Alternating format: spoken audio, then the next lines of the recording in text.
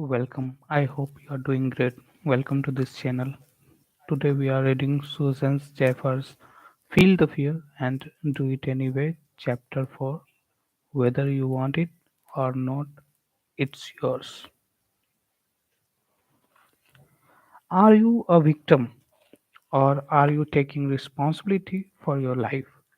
So many of us think we are taking responsibilities for your own lives when we simply are not. The victim mentality is very subtle and takes many forms. Once you understand the concept in this chapter, you will better understand the dynamic of handling fear.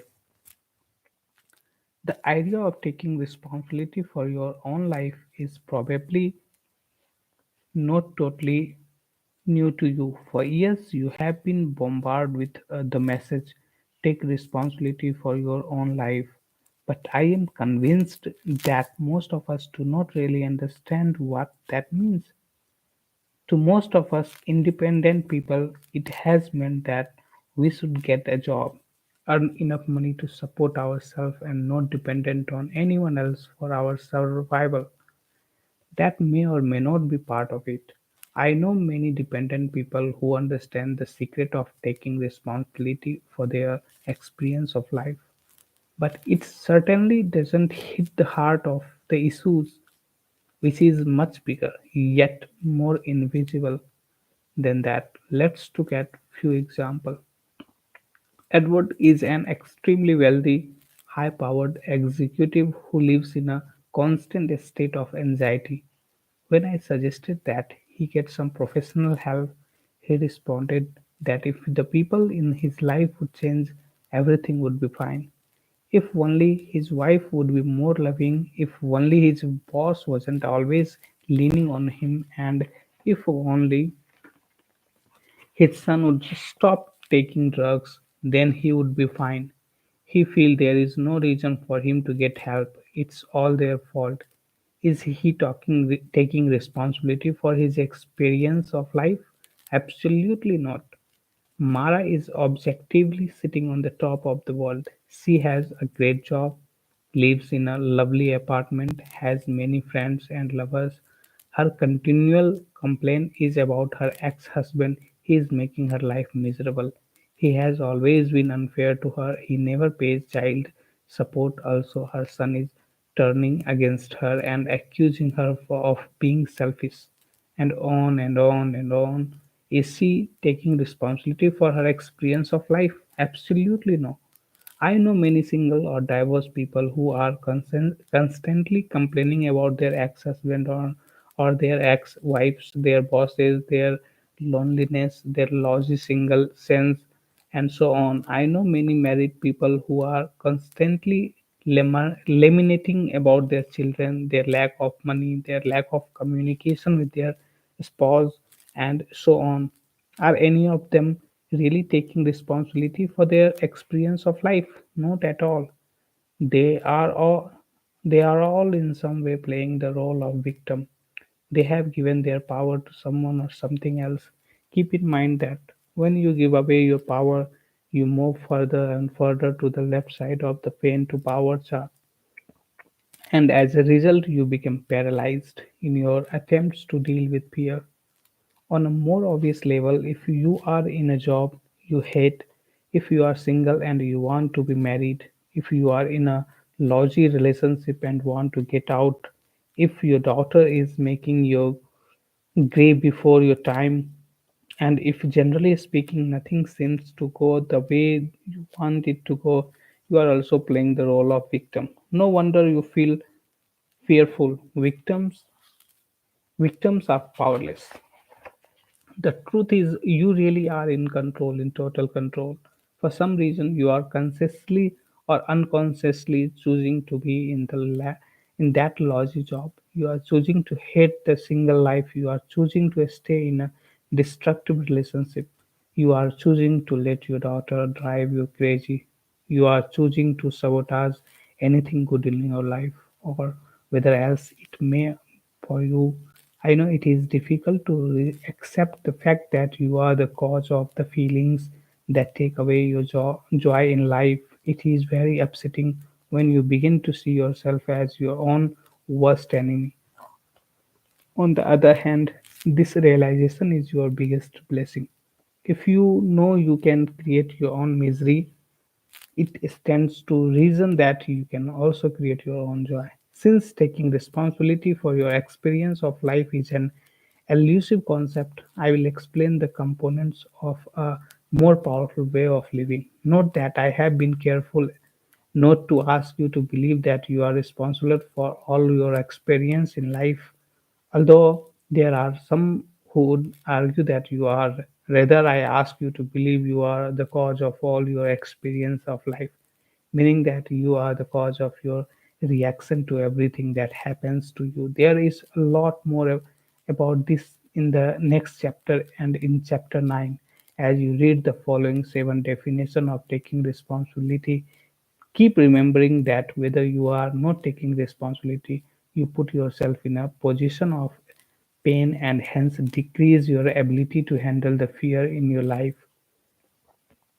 Taking responsibility means never blaming anyone else for anything you are being doing, having or feeling. Never, you say, but this time it really is his fault or her fault or the boss's fault or my son's fault or the economy's fault or my mother's fault or my mother's fault or my friend's fault or my father's fault.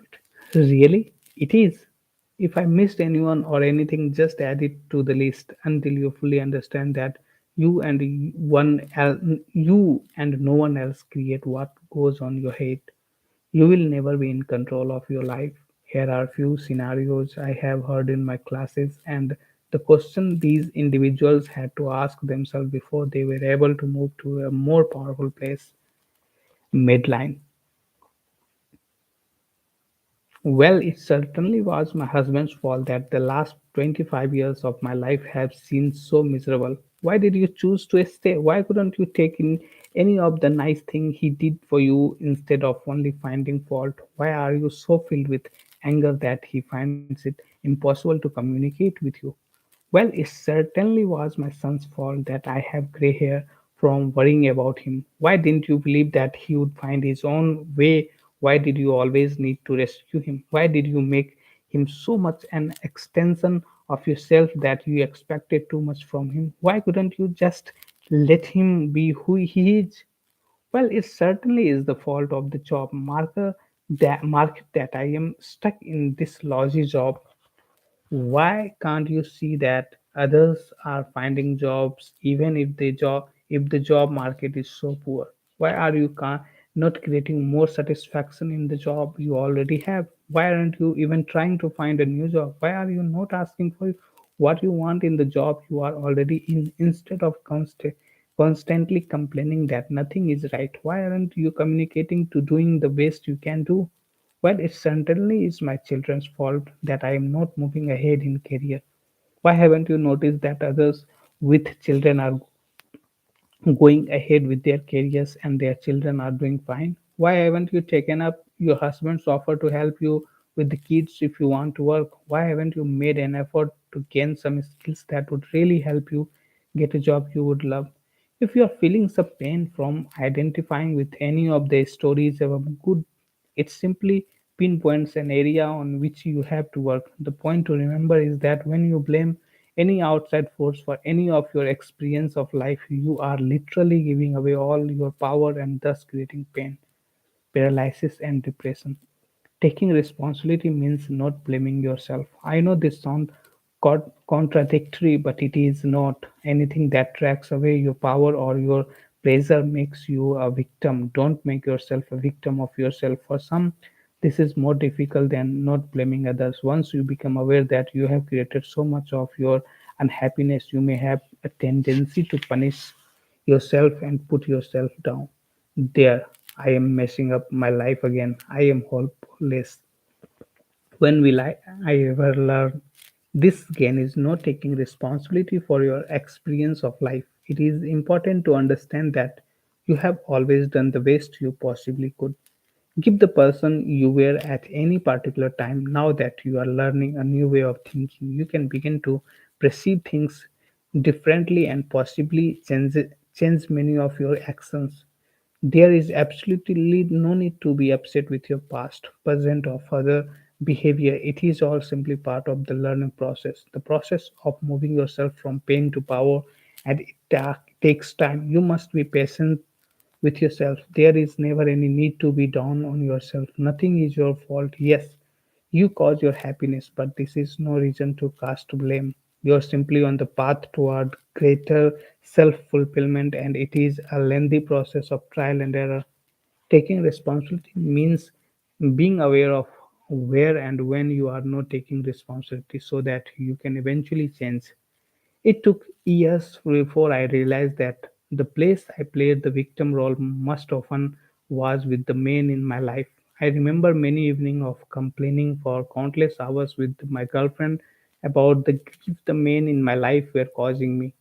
Those jerks are those jerk as I so self-righteously called them were always doing something to take away my happiness. Once we always late, one we incredibly stingy, one didn't make enough money, one loved to play golf too much, one wouldn't get a divorce, and so on.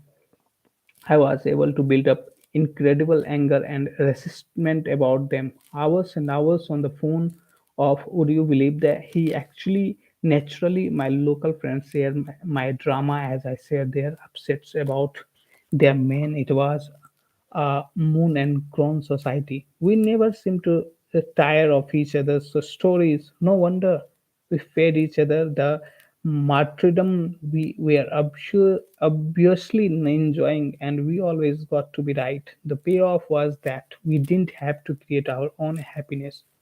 We could simply blame men for not giving it to us. During this time, I was certain I was taking responsibility for my life. Just like my friend Mara, I was making a wonderful living. I had a great apartment. I was totally independent, but I wasn't taking responsibility for my life. I was still expecting the men in my life to make me happy. I finally learned there is a really only one person in the world who can make me happy, and that is me.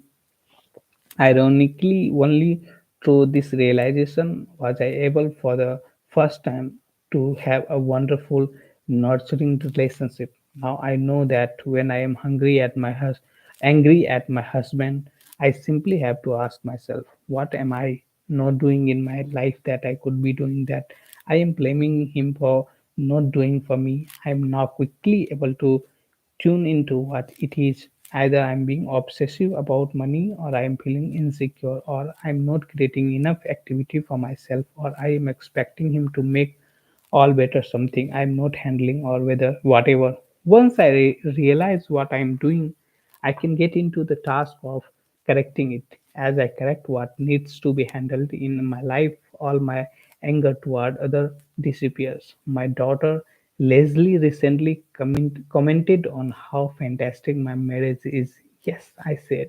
It is amazing how perfect Mark become when I stop expecting him to handle my life. This is not to say that you aren't entitled to have your basic needs must be your partner.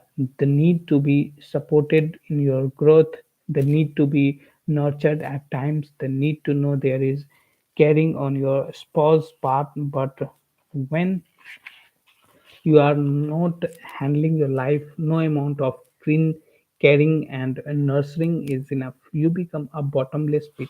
The man in your life could stand on his head for you, as some of the men in my life try to do, but it is never enough. I might add that if someone is not supplying your basic needs to be nurtured and loved, certainly you would serve yourself while living.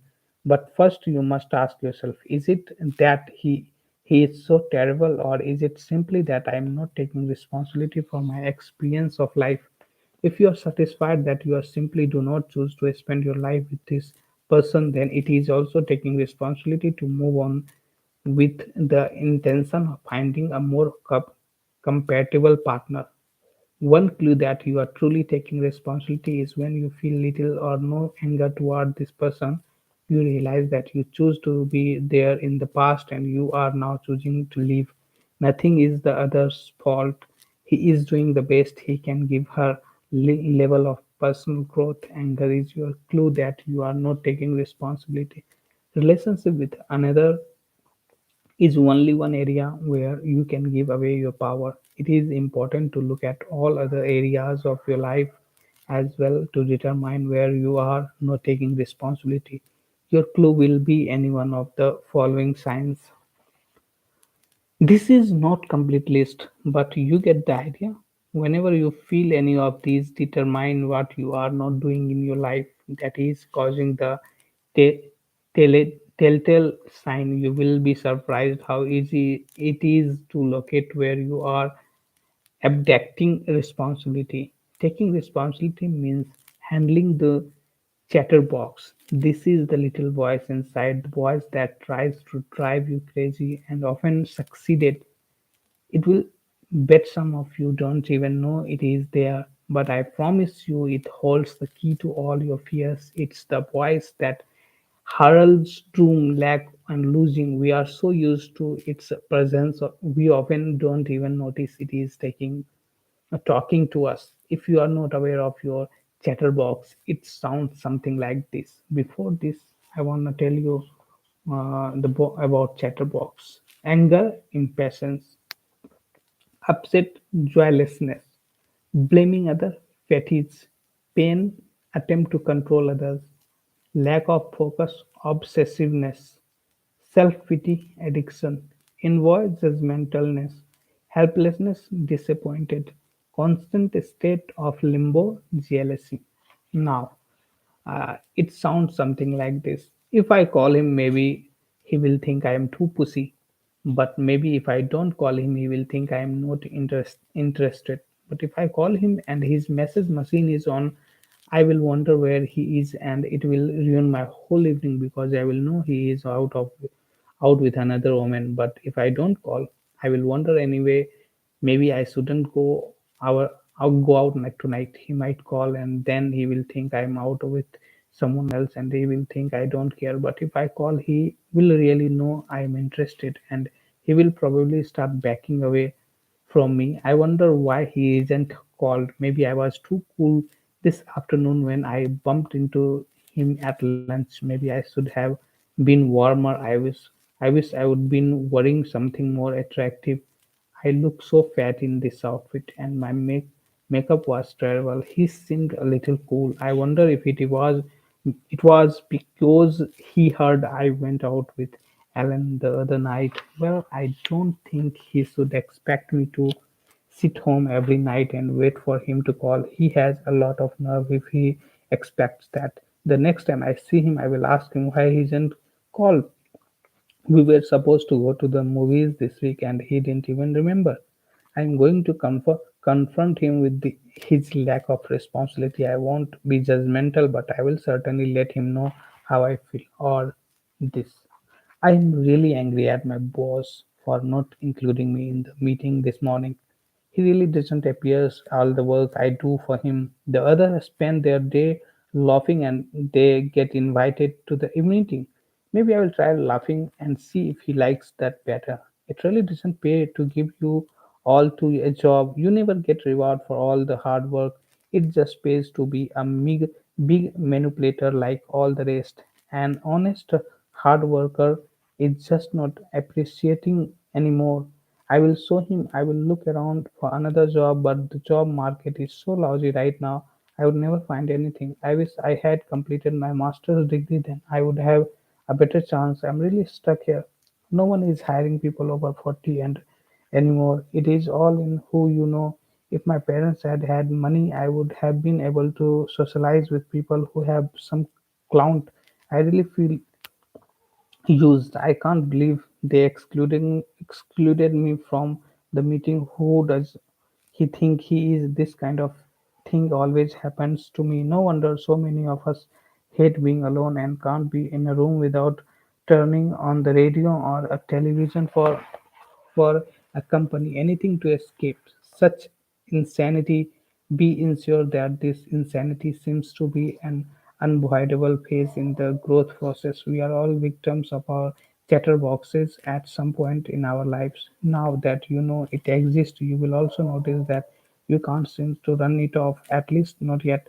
The good news is that there are very effective ways to get rid of this kind of negativity, which will be discussed in later chapter. For now, simply notice that your chatterbox is making you a victim and commit yourself to replacing it with a loving voice. You don't have to hang out with enemies even if they are within yourself. By the way, once you get rid of the negativity your chatterbox brings, you will really begin to enjoy being alone. Taking responsibility means being aware of payoffs that keep you stuck. Payoff explains why we choose to pre- venture what we don't want in our lives. Once you understand payoff, your behavior will make much more sense to you. Let me give you a few examples. Jean was feeling horrible, stuck in her job, and wanted desperately to get out. She viewed herself as a victim. Poor Jen, her chatterbox, constantly played the if only game. If only the job market were a little better, she wouldn't have a problem. If only she had better skills, there would be a more opportunity. What was really keeping Jane at her job? What were the payoffs? Be remaining a victim. Jane had clearly become comfortable. She didn't have to face possible rejection in her search for a new job. Although she had hated her job, it was easy. She knew she could handle it. She had didn't have to question her competence. She put in her hours and didn't have to expend any additional energy, and the job was relatively secure. Once Jen becomes aware of all her all her payoffs, she had at least three choices. The first was to stay where she was and continue to miserable. The second was to stay where she was and choose to enjoy her job. The third was to choose to find a more satisfying job. What did she ultimately do? After recognizing the payoffs for what they were, she was able to break away and find a new job. As long as she was in the victim mode, she was stuck. As soon as she realized she was choosing to stay because of the payoffs and not because of her, if only she was able to move. Kevin had been surprised from his wife for 5 years, although he had found someone else he wanted to marry. He was not able to tell his wife and children that he wanted a divorce. When the new woman threatened to leave, she sought professional help. The victim story a chatterbox was telling him was that his wife would kill herself, his children would never talk to him again, and his parents would disown him. Poor Kevin. He really believed all this on a conscious level and was paralyzed with guilt. With the help of a therapist, it did not take him long to see that the real problem was his own fear of letting go. Though he no longer loved his wife, she unconsciously represented a psychological place to come home to, and he was frightened to serve the tie permanently. That was his payoff for staying stuck. As soon as Kevin was able to see that his own irrational fear was stopping him, he immediately started proceeding to divorce his wife. Naturally, his wife did not kill herself, his children never stopped talking to him, and his parents didn't disown him. They wonder what had taken him so long. The point is that once he recognized that his payoff were the reason he was choosing to remain in the marriage, his guilt disappeared and he was able to take action. Tanya. Tanya was always sick, which interfered greatly with many of things she wanted to do in life. She truly saw herself as a poor thing, endowed with an unhealthy body, a full-fledged victim if you ever saw one. In one of my workshop, I placed victim if you ever saw one. If one of my workshop, I asked the group to list the payoffs for staying stuck in whatever it was that was bothering them. Tanya could find no payoffs for being sick all the time until the group helped her out. They pointed out to her that her illness got her a lot of attention and that it kept her from having to put herself out there in the world and take any risk. She denied it at first, but finally was able to acknowledge that there was some truth in what they were saying. Tanya had never looked at her unhealthiness as manipulation, though her conscience knew exactly what it was doing. As a child, illness was the only device that got her any attention. Tanya's awareness of the payoffs was the impetus she needed to turn her life around. Realizing that she was possibly creating her ill health, she made a lot of changes in her life. First, she completely changed her diet and joined a health club. As important, perhaps more so, she asked the significant others in her life to help her by rewarding her only one when she was well and ignoring her when she was sick. The obliged, after a little practice, she began creating work goals for herself and pushing herself to meet them even when she was sick. She began doing many of the positive exercise in this book, such as using affirma- affirmation and inspirational audios when she fully realized her payoffs of being ill. Tanya was able to choose, did she want to get attention for being sick all her life, or did she want to find a more satisfying way of relating to people and to her life goals? Did she always want to be an observer of life rather than a participant? She chose the latter, and sickness is no longer an issue in her life. From these case studies, you can see the power that hidden payoffs can have in our lives. They are not difficult to discover once we realize they exist. It's simply a matter of sitting down with a pencil and paper and listing them. Sometimes they are obvious to others but masked from your own vision. If you can't find them, ask a friend to help. You might be surprised to discover that your friend knows more about your motives than you do. Taking responsibility means figuring out what you want in life and acting on it. Set your goal, then go out and work toward them. Figure out what kind of space you would like to live in, then create it. It doesn't take a lot of money to create a peaceful, loving home for yourself. Look around and see who you would love to include in your circle of friends. Then pick up the phone and make a plan to get together. Don't sit around waiting for them to call you. Check out your body. Determine whether what you need to do to create what looks and feels healthy, then make it happen. Most of us do not sculpt out our lives. We accept what comes our way, then we grapple about it. Many of us spend our lives waiting for the perfect mate, waiting for the perfect job, waiting for the perfect friends to come along. There is no need to wait for anyone to give you anything in your life. You have the power to create what you need. Given commitment, clear goal, and action, it's just a matter of time. Taking responsibility means being aware of the multitude of choice you have in any given situation. One of my students put in this way: from the time my alarm clock rings, I have an hour and a half alone and realize it's all up to me what the day is going to start like. It's up to me whether I'm going to open the shades and let the light in or mess around in the dark. It's my choice to lie in bed and say, yeah, I don't want to get up and go to work. I didn't finish the report I'm supposed to have already today.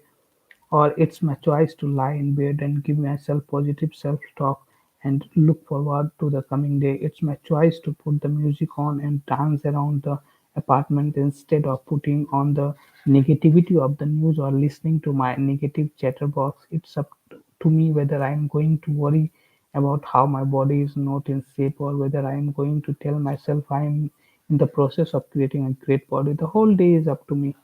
As you go through each day, it is important to realize that every moment you are choosing the way you feel. When a difficult situation comes into your life, it is possible to tune it to your mind and say, okay, choose.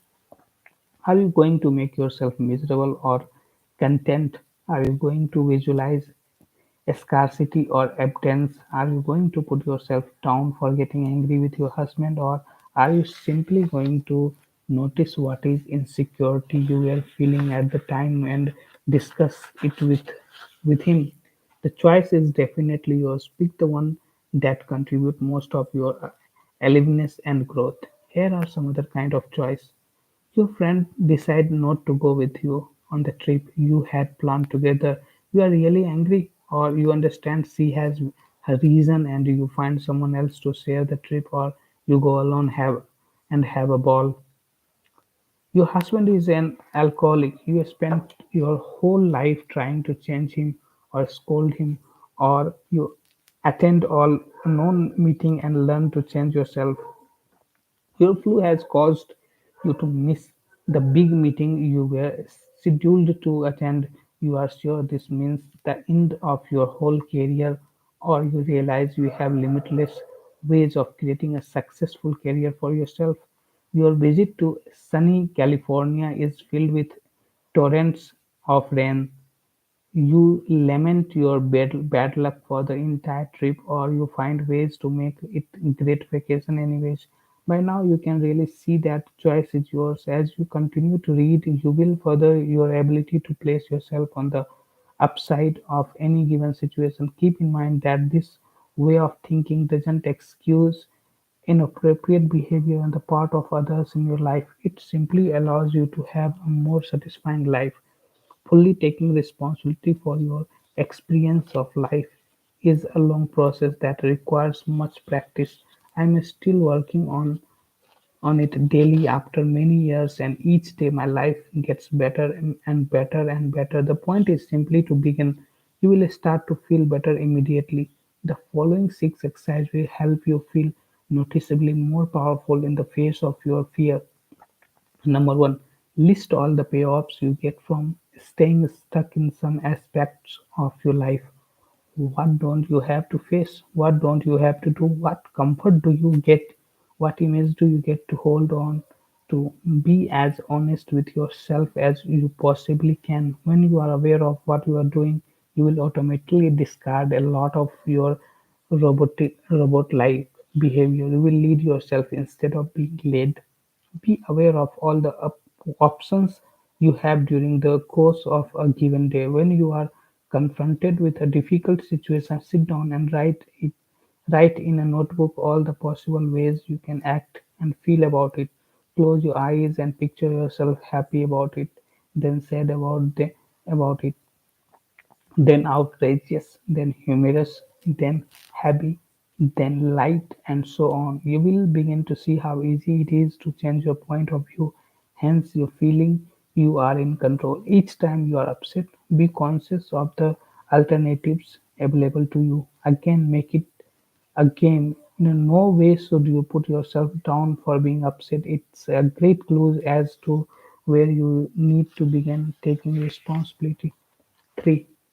Start noticing Start noticing what you say in conversation with friends. See if it includes a lot of complaining about other people, such as, would you believe that Jill was later for dinner again? We had the bigger fight right in the restaurant. If this sounds familiar, see if you can turn the situation around so that you learn something new about yourself. For example, I noticed that when Jill is late, I begin to feel really hungry. I wonder why I feel that way. I think it's because she doesn't seem to have any respect for my time. On the other hand, part of me likes it. It makes me feel superior always to have something to grip about. Fourth, in a notebook, list the many choices available to you that can change presently upsetting experience into positive ones. Using the example of Jill's lateness, what choice could you make?